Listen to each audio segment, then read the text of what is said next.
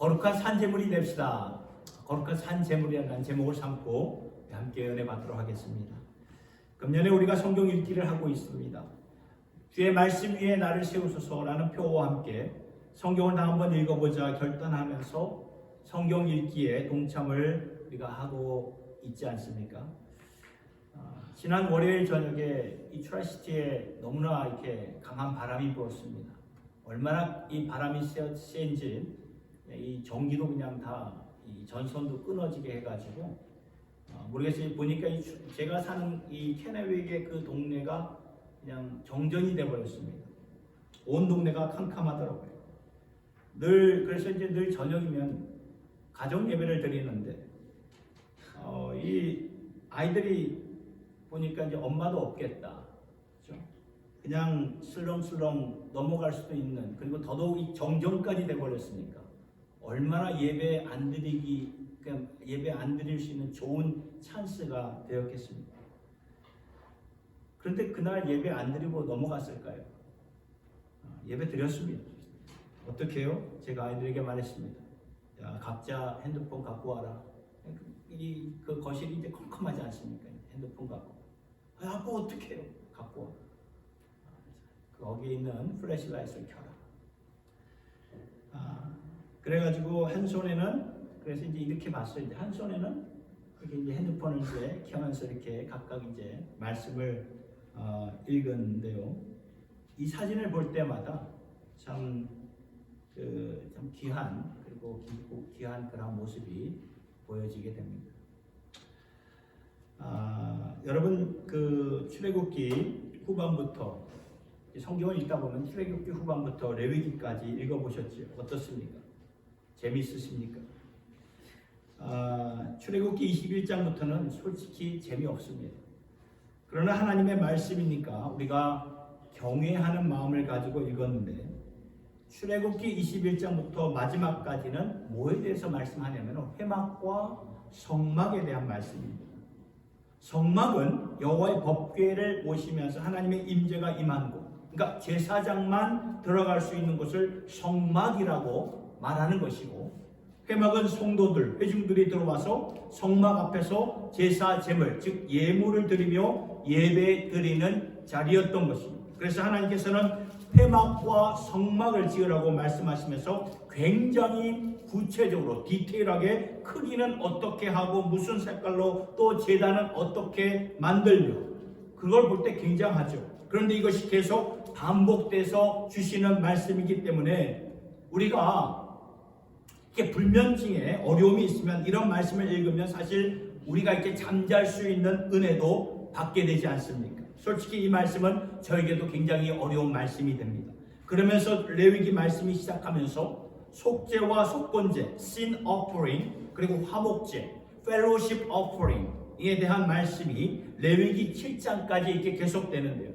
거의 비슷한 말씀, 그러나 되풀이되는 말씀으로 계속 주시는데 인내가 필요해요. 이 말씀이 하나님의 말씀이라면 그 안에 하나님의 오묘한 진리가 담겨 있다는 것입니다. 여러분, 우리가 하나님의 말씀을 이해하려면은 그 성경의 그 배경, 백그라운드에서 좀 우리가 볼 수 있어야 합니다. 성경 말씀이 보면은 이스라엘의 역사 가운데 주신 말씀이 아닙니까? 그러면 어떠한 역사와 배경 가운데 이 말씀이 주어졌는가, 그것을 생각하면서 읽으면은 말씀이 좀 지루할지라도 좀 이렇게 이해가 되게 돼요. 무슨 일이 있었는가 하면은 이스라엘 백성들이 아브라함과 이삭과 야곱의 자손들이 430년 동안 애굽에서 살고 있었어요. 우리가 다 아는 사실이죠. 430년 동안. 왜 그렇게 오랫동안 애굽이라는 나라에서 살게 되었는가 생각해 보면은 우리가 그 이유를 금방 알 수 있게 됩니다. 애굽에 야곱이 자신의 12아들, 12지파들과 손주들을 이끌고 갔을 때 그저 큰 가문이었어요. 그렇죠? 야곱과 12지파와 12아들들과 그 손주들. 그런데 그 가문이 큰 그 가문이 큰 민족이 되기 위해서는 어느 한 나라가 방파제 역할을 해줘야 됩니다. 보호막이 되어줘야 됩니다. 그래야 그 안에 들어가서 한 가문이 큰 민족이 될 수 있는 것이 아닙니까? 그러한 뜻에서 하나님의 섭리 가운데 이스라엘 백성들이 애굽에서 430년 동안 번성하게 만들어 주신 것이에요. 어느 나라의 특별한 보호가 없는 가운데 어떻게 큰 민족이 될 수 있겠습니까? 불가능하죠. 그런데 요셉을 통해서 애굽의 바로 왕의 전적인 지원과 그리고 그 후에 한 제국의 보호를 받으면서 이스라엘 민족이 성장할 수 있었던 거예요. 그래서 생각해 보면은 이것이 하나님의 놀라운 섭리였고 축복이었구나라는 것을 보게 된다는 것입니다. 여러분, 그래서 어려움이 있을 때 왜 이 어려움이 나에게 이렇게 임하게 되는 것인가? 이게 왜 이 어려움을 하나님께서 내게 허락하시는 것인가? 우리는 보통 어려움을 빨리 지나가게 해달라고. 이스라엘 백성들도 430년 동안 여러분 생각해 볼 때 노예로 살지 않았습니까? 노예의 삶으로 산다는 것은 굉장히 힘든 그러한 삶인데, 그래서 힘들어서 빨리 이때가 지나가면 좋겠다 하지만 하나님이 그때를 허락하신 이유는 그 이유가 다 있는 거예요. 우리나라 역사를 보아도 우리나라가 힘들고 어려웠을 때가 있지 않았습니까? 그때 어렵고 힘들었을 때 더욱더 인간미가 넘쳐났던 것을 보게 됩니다. 그리고 무엇보다도 힘들고 어려웠을 때 교회들이 부흥한 것을 우리는 기억을 합니다. 근데 지금은 도리어 잘 사는 나라가 되다 보니까 하나님을 모르는 백성들, 알았다가도 하나님의 말씀을 저버리는 백성들이 점점 많아지는 것을 보게 되는데, 그래서 영적으로 생각해 볼 때 어려움이 그렇게 불행이 아니라는 것을 깨닫게 되지요. 어려움을 통해서 하나님께로 더욱더 가까이 나아갈 수 있는 축복이 될 수 있는 것입니다. 그렇게 본다면 이스라엘 백성들이 430년 동안 애굽에서 살았다는 것은 하나님의 숨어있는 위장된 축복이었다는 것을 보게 된다는 것이죠. 그렇게 살았지만 이제 때가 되어서 하나님이 그들을 애굽 땅에서 아주 드라마틱하게 인도해 내지 않습니까? 당신의 강력한 팔로 바로 왕과 애굽의 군대를 물리치면서 당신의 백성들을 이끄는 모습은 참 우리에게 진진한 말씀이 됩니다. 그런데 이스라엘 백성들이 애굽으로부터 완전한 자유의 몸을 가졌을 때 무슨 일이 있었는가 보니까 이스라엘 백성들이 우상을 찾기 시작합니다. 우리가 지난주에도 보았지만 애굽에서 나온 지 얼마 안 돼가지고 그 이스라엘 백성들이 모세의 형 아론에게 우리에게 우상을 만들어 달라고 말하지 않습니까? 그러한 패역한 이스라엘 백성들의 모습을 보게 됩니다. 그러니까 이스라엘 백성들은 애굽의 그 우상의 문화를 떨쳐버리지 못했던 거예요. 그리고 앞으로 곧 가나안 땅으로 가는 여정이 펼쳐지는데, 여러분, 이 가나안 땅의 그 우상의 문화는 애굽의 우상 문화보다도 더 막강했던 그러한 우상 문화였어요. 얼마나 압도적이었는가 하면은 음란하고 방탕한 것은 기본이고, 몰렉이라는 그러한 신 앞에서 백성들이 자식을 태워가지고 그 번제물로 바쳤던 끔찍한 일들이 벌어졌던 곳이 가나안 땅의 우상 문화였어요. 그러니까 하나님께서 보실 때 막상 저들을 애굽에서 인도하여서 자유를 주었지만 보니까 애굽의 우상 문화도 떨쳐버리지 못하고 가나안 땅에 들어가게 되면 그 땅의 우상 문화로 완전히 삼켜질 것을 하나님은 미리 아시고 보셨던 거예요. 그래서 하나님은 이스라엘 백성들을 광야 40년, 그거 한 며칠이면 갈 수 있는 가나안 땅의 여정을 무려 40년 동안 뺑뺑 돌게 하시면서 남게 하셨던 거죠. 그리고 출애굽기 마지막부터 민수기까지 보면 약 2년 동안 시내산 밑에서 진을 치고 그곳에서 말씀을 받고 하나님의 강력한 훈련을 받게 했다는 것입니다. 그래서 제일 먼저 하셨던 것이 성막과 회막을 짓게 하셨죠. 성막과 회막을 지어서 하나님이 그들과 함께 하시는 임마누엘의 하나님이라는 것을 그들에게 직접 경험하게 하셨던 거예요. 왜냐하면 하나님의 성막 위에 하나님의 임재가 임하셨거든요. 구름으로 하나님의 영광이 임하는 것을 그 백성들이 계속해서 보았던 것입니다. 구름이 머무르면 하나님의 영광이 있는 곳에 그것에 회막을 치고 자신들도 텐트를 치고 진을 치고 있었고, 구름이 움직이기 시작하면 구름을 따라 장막을 걷어서 같이 움직이는, 그래서 낮에는 구름 기둥으로 밤에는 불 기둥으로 인도하시는 하나님의 임재를 체험하게 하시려 그래서 성막과 회막을 하나님께서 허락하셨다. 그리고 성막과 회막이 출애굽기에서 다 지어진 다음에 레위기로 건너와서 보니까 회막 안으로 들어가서 그 성막 앞에서 구별된 백성으로서 어떠한 예배를 드려야 되는가에 대해서 자세하게 설명을 해주시는 말씀이 바로 레위기의 말씀이라는 것입니다. 그러면 계속 반복되는 의식 절차 가운데 이 레위기 말씀의 키워드, 그 메인 포인트가 무엇입니까? 그것은 바로 오늘 우리가 본문으로 삼은 레위기 19장 1절과 2절의 말씀이 된다는 것입니다.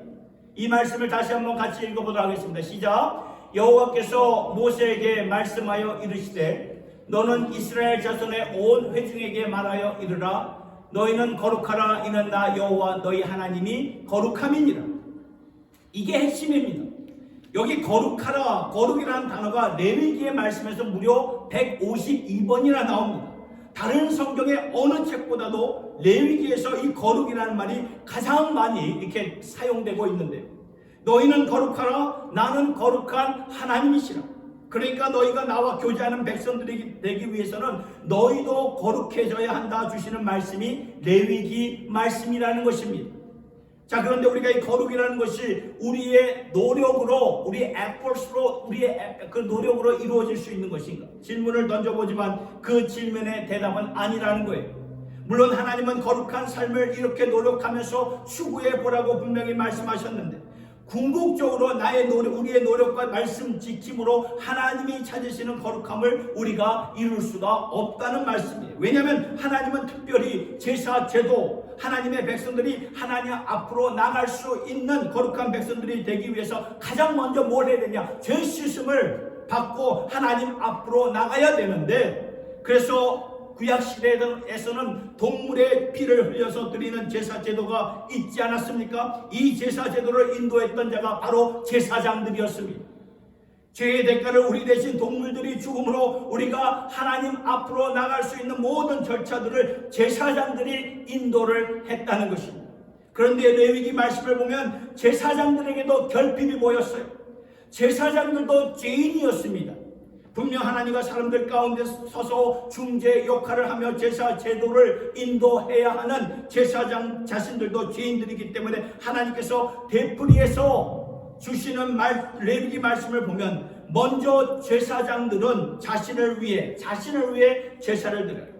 자신의 죄 씻음을 위해 소를 잡든지 양을 잡든지 염소를 잡든지 피를 흘려서 하나님 앞에 번제물을 드리고 속죄물을 드린 다음에 그 다음에 백성들을 위해 제사 제도를 이끌라, 그러한 말씀이 여러 번 되풀이해서 나오고 있다는 것입니다. 그래서 레위기 말씀을 읽다 보면 제사장들이 중심이 되어서 진행되는 제사 제도이지만 그들도 죄인이구나, 완벽한 그런 시스템이 될 수가 없다는 것을 깨닫게 되죠. 이 사실을 신약 성경에 와서 히브리서 말씀을 보면 명확하게 깨닫게 설명해 주시고 있어요. 히브리서 7장 23절에서 27절까지의 말씀인데 좀 쉬운 현대어 버전으로 우리 같이 한번 읽어보도록 하겠습니다. 히브리서 7장 23절부터 시작. 레위 계통의 제사장들은 죽기 때문에 그 직무를 계속할 수 없어서 많은 제사장이 필요했습니다. 그러나 예수님은 영원히 살아계시므로 그분의 제사장직도 영원합니다. 그러므로 예수님은 자기를 통해 하나님께 나아가는 사람들을 온전히 구원하실 수 있습니다. 그것은 그분이 언제나 살아계셔서 그들을 위해 중재 기도를 하고 계시기 때문입니다. 이런 대제사장 흠이 없고 더럽혀지지 않았으며 죄인들이 미치지 못하는 하늘에 계심으로 우리에게 없어서는 안 될 분이십니다. 예수님은 다른 제사장들처럼 먼저 자기 죄를 위해 제사를 드리고 나서 백성의 죄를 위해 제사 드리는 일을 날마다 할 필요가 없습니다. 그것은 예수님이 자신을 바쳐서 단번에 그 일을 행하셨기 때문입니다. 여러분, 이 말씀의 메시지를 캐치하셨나요? 깨달으셨나요? 구약시대에 있는 모든 대제사장들은 대제사장들과는 비교할 수 없는 다른 대제사장이 계시는데 그분이 누구신가? 바로 예수 그리스도라는 거예요. 그분이 우리를 위해서 큰 대제사장으로 오셨는데 그분이야말로 하나님 앞에 합당하고 완벽한 제사 제물이 되어서 우리를 이끌 수가 있는데 그 이유가 무엇인가? 구약의 모든 제사장들은 죽었지만 그러나 예수는 영원히 계셔서 우리를 위해서 영원히 중재하며 중보하실 수 있는 주님이 되신다는 거예요. 완벽한 제사장이 되신다는 그 말이죠. 그래서 히브리서 10장을 계속 보면은 이런 말씀이 나옵니다. 구약의 모든 제도는 그림자와 같았다라고 말을 하죠. 그렇죠? 율법은 장차올 좋은 일의 그림자일 뿐이요 참 형상이 아니다라고 말합니다. 여러분, 그림자의 현실은 누굽니까? 그림자의 현실은 예수 그리스도입니다. 그래서 구약의 모든 그림자를 우리가 분명하게 이해하기 위해서는 신약의 예수 그리스도를 보면서 구약을 보았을 때에 그림자의 현실을 볼 수 있게 된다는 거죠. 그리고 구약의 모든 제도는 형상이었지만 예수 그리스도는 실체였다는, 실체. 그러니까 우리가 구약 성경을 통해 완성되는 그림을 신약의 예수 그리스도와 연결시켜서 봐야 이 구약 성경이 이해가 되는 것이고, 신약 성경의 가르침을 구약 성경에서 가르쳐주는 그림과 배경을 통해 보았을 때 이것이 전체적으로 fully 우리가 understand, 이해하게 된다는 것입니다. 그래서 오늘 레위기 말씀에 그 메인 포인트가 거룩을 전적으로 이해할 수 있는 신약 성경의 말씀이 바로 로마서 12장 1절과 2절의 말씀인데, 우리 같이 한번 큰 소리로 읽도록 하겠습니다. 시작. 그러므로 형제들아, 내가 하나님의 모든 자비하심으로 너희를 권하노니 너희 몸을 하나님이 기뻐하시는 거룩한 산제물로 드리라. 이는 너희가 드릴 영적 예배니라. 너희는 이 세대를 본받지 말고 오직 마음을 새롭게 함으로 변화를 받아 하나님의 선하시고 기뻐하시고 온전하신 뜻이 무엇인지 분별하도록 하라. 레위기에서 주신 말씀을 이제 신약에 와서 예수 그리스도의 구속 사역을 토대 삼아서 한 번 더 우리에게 주시는 말씀이 되는 거예요. 구약 제도의 그림자와 같은 제사 제도를 통해서 우리가 하나님 앞에 거룩한 삶을 이렇게 살아야 된다는 것을 들었다면은 이제는 그리스도의 완성된 그림 위에서 다시 한번 그 말씀을 들어보라, 그 말씀이에요. 그렇다면 거룩한 산제물로 우리 자신을 드린다는 것이 무슨 의미입니까? 뭘 가리키는 것입니까? 2절을 통해서 설명되는 것을 프로 세 가지로 보게 됩니다. 첫째는 이 세대를 본받지 말아야 되는 거예요. 이 세대를 본받지 말아야 됩니다. 여러분, 이 세대를 본받지 말라는 것이 무엇입니까? 보니까 새로운 방식이에요. 새로운 루틴이에요. 새로운 뉴 루틴, 새로운 루틴을 따라 사는 거예요. 반복적으로 우리가 작정하고 새롭게 만들어 놓은 어떠한 그런 일상적인 것을 따라 살면서 우리가 이 세대를 본받지 않는다는 거예요. 레위기 말씀은 우리에게 의식 절차를 이렇게 말해주죠. 이렇게 하나님 앞에 예배를 드려야 된다. 의식 절차입니다. 그리고 이러한 음식은 먹어야 되고 이러한 음식은 먹지 말아야 된다. 우리에게 반복적으로 말씀하시면서 이렇게 사는 것이 거룩하게 사는 것이다 라고 말씀하죠. 여러분, 한번 생각해 보세요. 저와 여러분들이 이렇게 반복해서 하는 그것이 우리의 가치관이 되고요, 우리의 성품이 됩니다.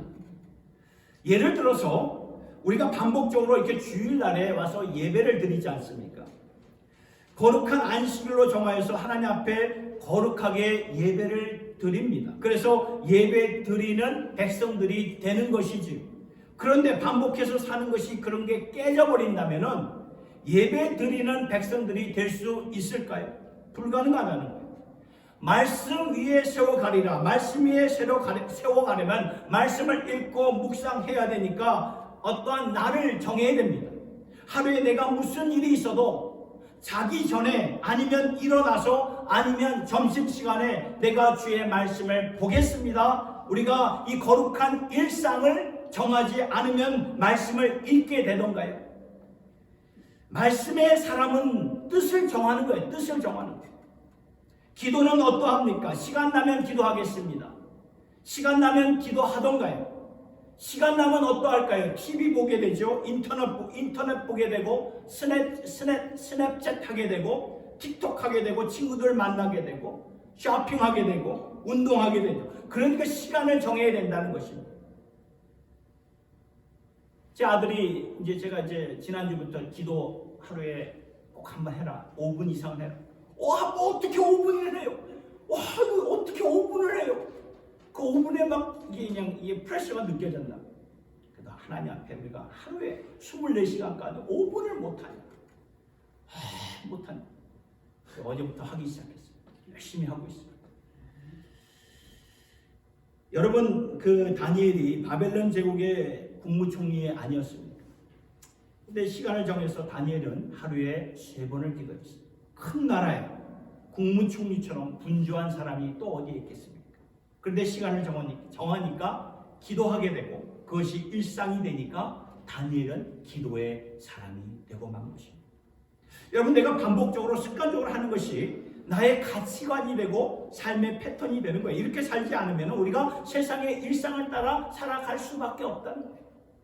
하나님이 그것을 아신 거죠. 이스라엘 백성들에게 의식의 절차를 계속 주시는 이유는 가만 저들을 놔두면 애굽의 일상대로 계속 살게 될 것이고, 그리고 더 나아가서 가나안 땅에 들어가게 되면 가나안 땅의 일상대로 살 것을 뻔히 아셨기 때문에, 그래서 절차를 주셨고 제도를 주셨고 절기를 주셨고 안식일을 주셨고 이것을 따라 계속해서 반복해서 하여라 말씀하셨던 거예요. 오늘날 대한민국 교육을 보면 사교육이 굉장하죠. 뭐 저 때도 그랬어요. 제가 살았던 때도 그랬고 지금도 보면은 비슷한 것 같아요. 제가 LA 살 때도 이 사교육에 이 한국 엄마들 얼마나 이 치맛바람이 센지 이게 센지 모릅니다. 언제가 제가 학부모님하고 대화를 하다 보니까 다들 공감을 해요. 사교육에 문제가 있다는 거 공감합니다. 인정해요. 그러면서도 자기 자식들 사교육 시키고 맙니다. 무리해서라도 말입니다. 왜 그럴까요? 다들 그렇게 하기 때문에. 안 따라 하면은 나만 불안한 거예요. 나만 불안한 거죠. 문제가 있다는 것을 알면서도 다 합니다. 이것이 세상 방식이고요. 이것이 세상의 파워라는 것입니다. 가만히 있으면 따라가게 돼 있어요. 그래서 성경은 너희는 이 세대를 본받지 말라는 것은 새로운 방식, 내 삶 가운데 새로운 방식을 세우라는 것을 레위기 말씀에서 우리가 인사이트를 얻어야 된다는 거죠. 이렇게 하나님 앞에 나아가야 되고, 이렇게 예배드리면서 이렇게 주님을 기억하면서 절기를 통해 하나님을 더욱더 따르며 생각하며 하나님의 문화 가운데 사는 사람들이 되어야 되는 것이고, 새로운 방식이죠. 그래서 우리는 생각해야 됩니다. 하나님이 오늘 우리에게 찾으시는 우리의 영적 예배는 이 세대를 본받지 않는 그러한 삶인데, 이 세대를 본받지 않기 위해서는 새롭고 거룩한 루틴, 새로운 방식을 택해야 된다는 것입니다. 말씀 위에 세우리라. 말씀을 읽고 우리가 작정해야 됩니다. 처음에는 그 방식이 버겁죠. 그러나 나중에는 그 방식이 우리를 자유롭게 만들고 만다는 것입니다. 운동을 해보셨나요? 운동을 해보면 처음에는 잘 안되고 버겁고 얼마나 온몸이 쑤신지 모릅니다. 그러나 계속 반복해서 하다 보면 자유로워진다는 거죠. 반복과 훈련이 나중에 우리를 자유롭게 만든다는 거죠. 거룩한 방식을 예수님의 이름으로 세워 나가실 수 있기를 예수님의 이름으로 축원합니다. 두 번째, 우리가 하나님의 거룩한 산 제물로 산다는 것은 마음을 새롭게 함으로 변화를 받으셔야 됩니다. 마음을 새롭게 해요. 여기서 나오는 마음은 뭘 가리키냐면 생각을 가리키는 거예요. 우리나라 이제 말하는 거 정이 있잖아요. 정이라는 마음이 아니라 지적인 마음을 가리키는 거예요. 그래서 영어로 보면은 이렇게 마인드로 나와 있지 않습니까? 그러니까 생각의 마인드. 우리의 생각이 바뀌어야만 변화가 이루어진다는 것이죠. 그런데 생각을 바꾸기 위해서는 우리의 생각을 말씀으로 채워 넣어야 되는 거예요. 말씀. 여러분, 동물들은 어떠지요? 원하는 대로 살고 느끼는 대로 사는 거예요. 그런데 사람은 하나님의 형상대로 지음을 받았기 때문에 원하는 대로 느끼는 대로 사는 것이 아니라 우리는 생각을 하면서 살아가게 되어 있는 존재라는 것입니다. 이것이 옳은가? 이것이 덕이 되는가? 이것이 양심의 가책이 되는 것인가? 생각하면서 살아가게 된다는 것이죠. 이것은 하나님께서 인간을 만드셨을 때 허락하신 선물이에요. 그러니까 내가 무엇을 생각하느냐에 따라서 변화되게 마련이라는 거죠. 그래서 사상이라는 것이 그렇게 무섭다는 거예요. 사상, think하는 거죠. 생각을 말하는 사상이 생각이에요. 생각이 바뀌니까 가치관이 바뀌고 삶의 목적이 바뀌고 삶 전체가 바뀌는 거예요. 그래서 생각의 파워인데, 그래서 하나님은 너희 마음을 새롭게 함으로 변화를 받아라. 그러면 여기서 하나님이 말씀하시는 생각, 우리의 마음이 어떻게 변화시키시라는 것인가? 말씀을 집어넣으라는 거예요. 말씀을 집어넣으라는 거예요. 생각에 말씀을 집어넣어라. 그래서 그 말씀이 나를 변화시키게 하여라. 그 말이에요. 말씀 안에 하나님의 옳은 것이 있고 참된 것이 있고 아름다운 것이 있고 사랑스러운 것이 있고 그것을 집어넣으면서 그렇게 변해가라. 그 말씀이라는 거예요. 빌립보서 4장 8절에 사도 바울이 빌립보 성도들에게 이렇게 권하는 말씀이 나오는데 사도 바울이 이렇게 말을 했어요. 빌립보 4장 8절 같이 한번 읽어보겠습니다. 시작. 끝으로 형제들아 무엇에든지 참되며 무엇에든지 경건하며 무엇에든지 옳으며 무엇에든지 정결하며 무엇에든지 사랑받을 만하며 무엇에든지 칭찬받을 만하며 무슨 덕이 있든지 무슨 기름이 있든지 이것들을 생각하라. 생각하면 이렇게 된다는 거예요. 생각하면 하나님의 참된 것을 계속 생각하면 하나님의 참된 사람이 되고 만다는 것입니다. 하나님께 사랑받는 것을 계속 말씀을 통해 생각하면 이것이 하나님께 사랑받는 것이고 사람들에게 사랑받는 것이구나. 생각이 우리를 이끈다는 것입니다. 말씀으로 생각을 채우실 수 있는 저와 여러분 될 수 있기를 예수님의 이름으로 축원합니다. 세 번째, 거룩한 산증으로 우리 자신을 드린다는 것은 하나님의 뜻을 분별하여 따라 살아야 된다는 거예요. 분별하라라는 것은 따르라, 팔로우라는 거죠. 따르라라는 말이에요. 그런데 여러분 레위기 말씀에 하나님 앞에 드려졌던 모든 제물, 번제물, 속제물 이것을 영어로 보면 뭐라고 나와요? sacrifice. sacrifice가 무슨 뜻이죠? 희생한다는 뜻이에요. 희생한다는 뜻. 그러니까 하나님의 백성들로서 하나님의 기뻐하시고 선하시고 온전하신 뜻을 살기 위해서는 하나님께 희생을 드려야 된다. 그 말이에요. 여러분 번제물 드리기 위해서 무슨 희생이 있을까요? 첫 번째 내 시간을 희생해야 돼. 내 시간. 그렇죠? 그리고 두 번째 가축을 데리고 가야 됩니다. 세 번째 절차를 따라가야 됩니다. 그러면서 하나님 앞에 예배를 드린다는 것은 시간이 요구되는 것이고 나의 가축, 곧 오늘날로 말하면 재물을 이렇게 희생해야 된다는 거죠. 여러분 내 재물이 내 것이 되면은 우리는 그것을 가지고 내 뜻을 추구하며 살게 되지 하나님의 뜻을 추구하며 살게 되지 않습니다. 그러니까 너의 재물, 너의 가축을 하나님께 희생하여 드려라. 그러면서 하나님의 뜻을 쫓게 되는 것이다. 말씀하는 거죠. 요사이 미국의 청년들이 경건 훈련하는 것을 좀 보았는데요. 굉장히 이렇게 프레시하더라고요. 그거 보면서 이거 우리도 좀 본받아야 할 것 같아서 말씀을 드립니다. 함께 나누고자 합니다. 경건의 훈련이 무엇인가? 이 미국 청년들이 경건의 훈련하는데 그게 뭔가 보니까 less and more movement예요. 그러니까 한국말로 말하면 덜 and 더 운동이라는 거죠.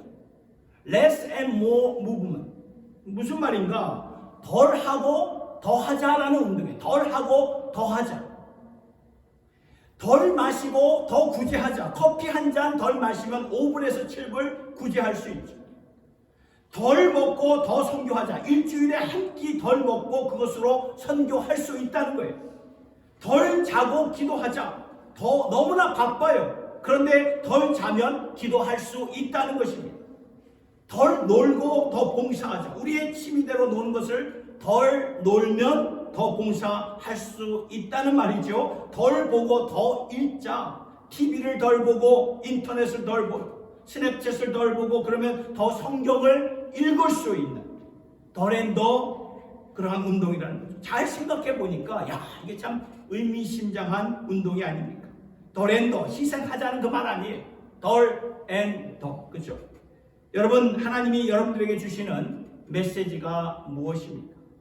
하나님과의 관계를 회복하기 위해서 하나님께서 무엇을 희생하라고 지금 여러분들의 가슴 마음판에 이렇게 감동을 주시는 것이 있나요? 맞다. 내가 하나님과의 관계를 회복하고 좀 더 하나님을 위해 확실하게 내가 살아가기 위해서는 이렇게 계속 가면 안 되겠구나. 덜 할 것이 있고 내 삶 가운데 덜 할 것이 있고 더해야 할 것이 있지. 무엇인가 하나님께 여러분들에게 지금 감동을 주신 것이 있을 것입니다. 이것이 없이는 우리가 거룩한 산제물로 살 수가 없다는 거예요. 생각만으로 우리가 살 수가 없어요. 액션으로 우리가 행함이 이렇게 따라야 된다는 것이죠. 희생을 해야 된다는 것입니다. 그리고 말씀으로 생각을 채워가야 됩니다. 그리고 이 세대를 본받지 않기 위해서 새로운 방식, 새로운 그 루틴, 거룩한 방식을 만들어서 살아가야 된다는 것입니까? 아멘입니까? 아멘이죠. 그렇게 사실 수 있기를 예수님의 이름으로 축원합니다. 기도하겠습니다. 하나님 아버지, 오늘 주신 말씀을 인격적으로 받습니다. 주님의 가르침으로 오늘도 나의 생각과 나의 마음을 씻기를 원합니다. 아버지, 우리를 말씀으로 깨끗하게 하셔서 하나님이 찾으시는 거룩한 산 제물이 되게 하여 주시옵소서.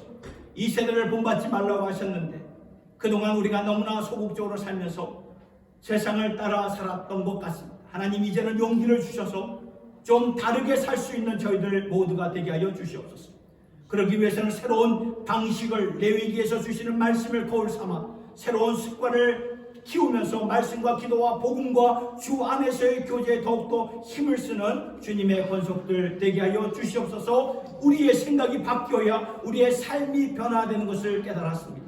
아버지, 그러니 우리가 세상적으로 보는 것을 삼가게 하여 주시고, 그래서 보는 것을 절제하며 보고 생각하는 것이 항상 경건되고 참되고 아름답고 사랑스러운 것이 되어서 말씀으로 채워져서 하나님 모습 닮아가는 저희들 모두가 되게 하여 주시옵소서. 그리고 희생 없이는 안 된다고 말씀하셨사오니 아버지, 무엇을 내가 희생하면서 하나님 앞에 나아가야 됩니까? 아무런 희생 없이 하나님 앞에 나아가지 않게 하여 주시고 주님과의 관계를 더욱더 아름답게 세우기 위하여 덜할 것을 덜하게 하시고 더할 것을 더하는 그러한 희생을 마다하지 않고 사는 저희들 모두가 되게 하여 주시옵소서. 예수님의 이름으로 기도드리옵나이다. 아멘.